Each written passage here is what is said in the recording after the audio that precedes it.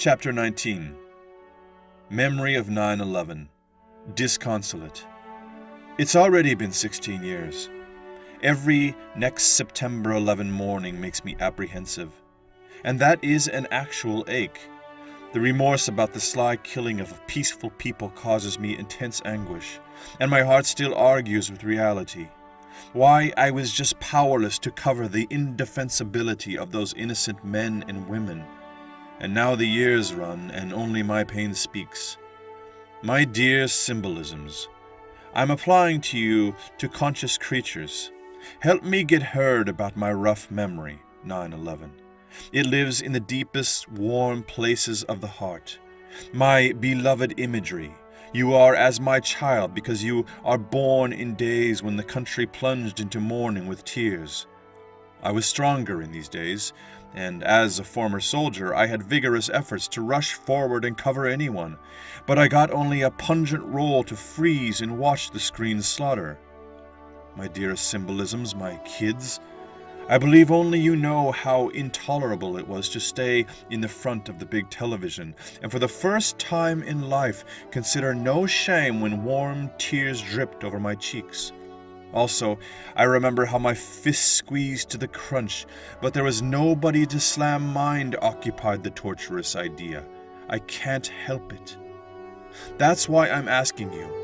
Would you become my warriors in the uphill task to knock in the hearts of millions and retell the story of the flamed, prolonged twinge of these days? Would you aid my beseeching voice telling about the painful sting of many people offended? Will you support me by the sentence phrase words to appeal to human souls to save people? Do you agree that the smallest manifestation of life spirit is priceless and, like inconceivable magic, reach our minds and seal burning grief as if a plea? Like resentment that turns people's hearts against the latest form of violence, grief attacks the corner terror on humanism. The following rueful story delivered by my neighbor George. It became a support to my severe soreness about 9/11. He worked from Two Towers Place about 100 meters away. I never forget his deplorable narration. It was the morning of September 14th, 2001. By the first call order from the project manager of my company, I gathered 15 available handlers. I was a supervisor. After the second emergency call to get together, I gathered my group of 36 workers. As we met in the central office, we all loaded into small buses. From uptown to Brooklyn to the designated point, we spent almost 2 hours. On our way there, we had many stops and checkpoints by police. We also saw several pairs of soldiers on the streets.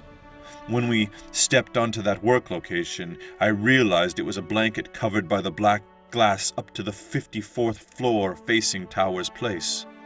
That shocked everyone when, in front of our eyes, such a dire picture opened. All perimeters from our point of view and down to the bits and pieces of destroyed towers looked overwhelmed by dirty, wetted dust mixed with millions of debris of paper, wood, and plastic. I didn't expect to see such dark colors in a pictorial scene. In many places, burnt fragments of unknown achromatic material looked like ash and covered almost half of the first floors around the buildings. I apprehended countless battered windows. Countless of them saw tremendous damage from the explosion.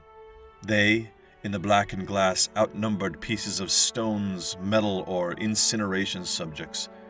But the most unbearable was the smell of flame mixed with a cadaverous scent. I remember that blend of odors afterward was a little easier to stomach, but in the first few days with the strong wind, it made quite the disturbance. I felt identified gases emanating from towers.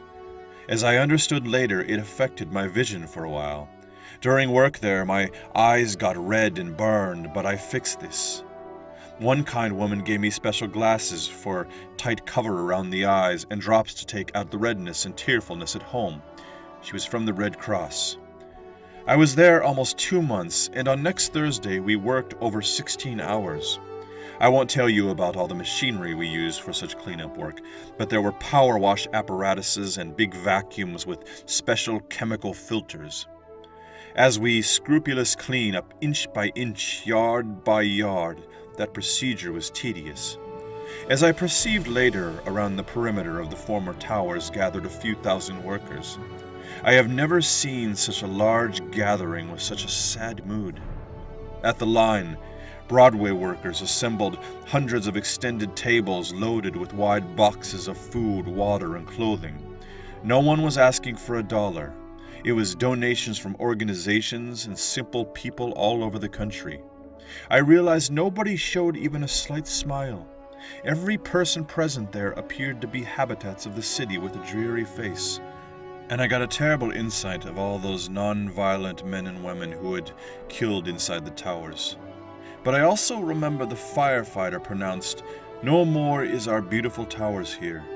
Instead of such a lovely place, it has become a cemetery." Do you know for whom?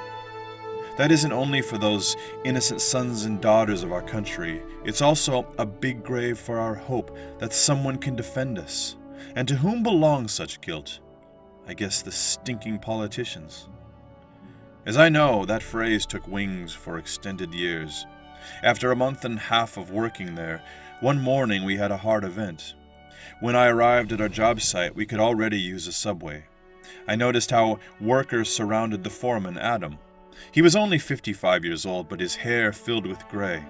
His face was dark blue and full of tears. He was a very polite man and spoke with a cute Slavonic accent. He emigrated from Poland over 10 years back. Today, he was in a severe depression and stuttered a little. Everyone tried to console him by friends' honest sympathy. Workers told that, in the left tower of the World Trade Center, his niece wasn't working yet but arrived only for the job interview. It was her fate. She didn't survive. I got closer to him and hugged him with big sadness in my heart. From the beginning, he didn't tell us about relatives there. He only said later that he hoped she is still alive and just missing. So I suggested he go home and I would make payment for his hours for today. I guessed he needed to calm down alone, but he refused. Later in the small talk, Adam said, "Thanks for not sending me home. It was better being among people. That girl was like my daughter. Her father is my brother. 11 years ago, he and his wife got in a fatal car accident in Europe. I adopted Eva and raised her. I am proud that she graduated from Columbia University 7 months ago. It was a top program for finance. But in this accursed day, she had a final appointment with the committee of one prestigious company, and now..." Oh, the civilization of honesty.